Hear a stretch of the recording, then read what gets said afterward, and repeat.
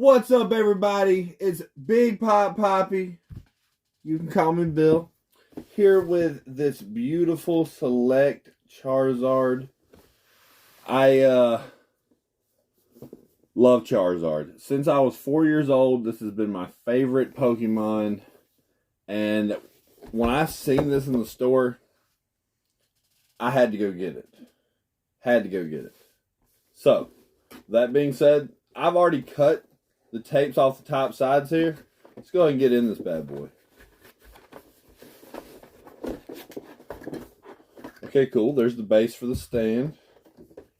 There's the peg for the stand. Pull that Zard boy out.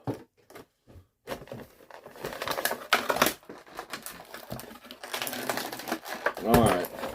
I had a feeling I was going to need my knife for this one. My sister, she has the Articuno from the same line. There's an Articuno, a Greninja, and a Rayquaza in this line. At least that's all I know of in the line. That's what shows on the back of the box. There might be more that I don't know about. This is my first Pokemon Select figure. If you have any Pokemon Select figures, let me know. Tell me in them comments. I'm trying to cut this without cutting Zard. There we go. Didn't want no damage done to the Zard boy.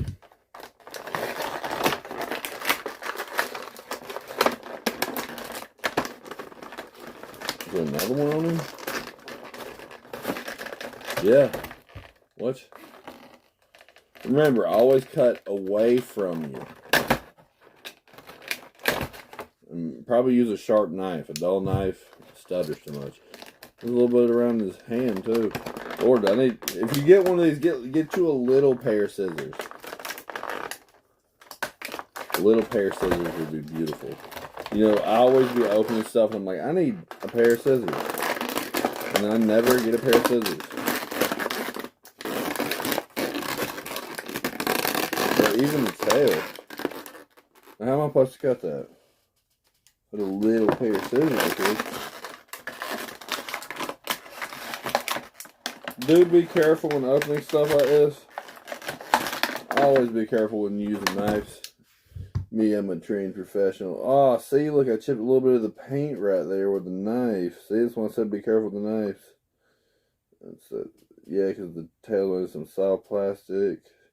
I pushed it down. Probably won't be able to tell there. Oops. Happy little accident. Alright, so now we gotta get this one off his wrist, and I don't want to tear him up anymore. Oh. See, I don't want to use one of my kitchen knives, because those are for food. There we go. Got his hand out of there. That was a little bit of a risque move. We got it out of there. Oh, man. Oh, man. See, when I was a kid, I wanted... As time has progressed, our figures have gotten better. And, like, just figures in general. When I was a kid, I always wanted my figures to be fully articulate. And, dude, I would have loved a fully articulate Charizard. Look at this thing. Before we go over the points, let's just admire this Charizard and its size. Alright, let's go over articulation. So, in the head, we go back here. We go forward, not as much. Also in the head, oh, you gotta kind of grab at it from the side, but the mouth opens that far, closes completely. Neck, you got a little joint down right here. It's like you can go that far back, so that's a good flying position. And you can go that far forward. It's like you're looking down at something. That's nice. Alright, and then we'll move. Normally I move to the arms, but we got wings here, so we're going to move to the wings. So the wings come forward that much at the back of the, at the middle of his back. They also go in that much. And the outer part of the wing looks like it folds in that much. I don't think you'd ever want your Charizard to have his wing folded in that much, but you can. Both sides obviously mirror. I don't know why anyone would ever want their Charizard's wings to look like that, but you can go that far with it. You can go outward with it too. I don't know why you'd want to go that far outward with it either. But I'd rather it be there than not be there. You know, maybe somebody wants to make like their Charizard got his wing broke. Right about there is where I want it. Yeah. All right. So then arms, we got full 360 motion joint right down in here. Also has a snap. Ooh, it goes really far back. It's far back I feel comfortable going with it. I would be careful with this. With how skinny this arm is, it makes me nervous with the click motion of it. So do be careful when moving it. If it feels tight, do the hairdryer method. So it rotates right here, bicep. Got that butterfly elbow movement, which you can break his arm. Look at that. He's got a broken arm. You also can show off those non-muscles, his teeny arms. Wrist rotation, full 360, no finger articulation. No finger articulation in this one. So yeah, at the legs, there's like a moving piece inside of it. Yeah, there's a little moving piece inside of it. It feels kind of fragile, so be careful with it. The leg kind of has some movement here. And there's also like a knee that bends about that far back. A little bit of a knee, I guess it's for when you're flying. It doesn't go forward any at all. That's it. And that's what the leg looks like in the standard position. And the foot goes forward, not that much. Goes back a good bit. It's flat at the bottom, even though it's painted. I like they painted it. That's a little extra touch, but it is flat at the bottom. So standing this thing up should be easier. Moving on down to the butt. So he's got 3 points of articulation here. It bends upward that much. We can go down that far. And go up that much with this joint. Down that far with that joint. We can go up that far with that joint. And down that far with that joint. And of course, the whole thing, all the individual pieces rotate full 360. So let's get my Charizard in like a real cool, gnarly pose.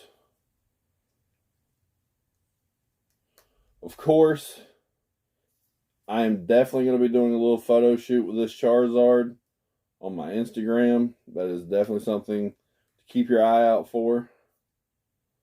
I'm trying to get him in a cool flying pose, just because I'm so impressed with the ability to make these Pokemon look like they're flying, they're doing stuff. Most Pokemon figurines that you get are fixated in one position or have like small parts of articulation. This thing right here, stick it right in his nether regions. Look at that. It's like he's flying through the air. That is beautiful. The stand, one of those kind of stands. Obviously, you go too far forward. It's made to balance the weight. And it pops off right here. And pops right back on. Wow, simple. I like that it's like that because you don't have to worry about breaking it. So yeah, and there's also a pivot point right here. So I mean, I can make it look like Charizard's flying straight up. Look at that. That is so freaking cool. This Charizard is something else. And just for comparison, the other size Charizard that I have, this is it right here. It comes with the little toy ones that you put inside the clip balls. And see, his wings do go back and forth, which I was freaking out about when I first got it because I never had Charizard with wings move. His arm only goes up and down at the elbow, and the legs, when you push him, he shoots the fire out. Which the fire didn't pop out there. But yeah, that's a cool feature. This is a cool Charizard figure. But quality, look at this. I paid around $10 for this figure here. This one right here, this is the kicker. This is a $20 price point Charizard. Okay, I'm a guy that collects a lot of action figures, a lot of different things in general. And $20 price point It's not a bad price point. It's roughly around where you always spend. And when I say $20, I mean $19.99 at Target is what I paid for this. I know sometimes the Marvel Legends will be $22.99, something like that. $23, $24.99 sometimes at GameStop on like Black Series stuff for the Star Wars fans. So like paying $20 for a figure with this much articulation and a stand, that is cool.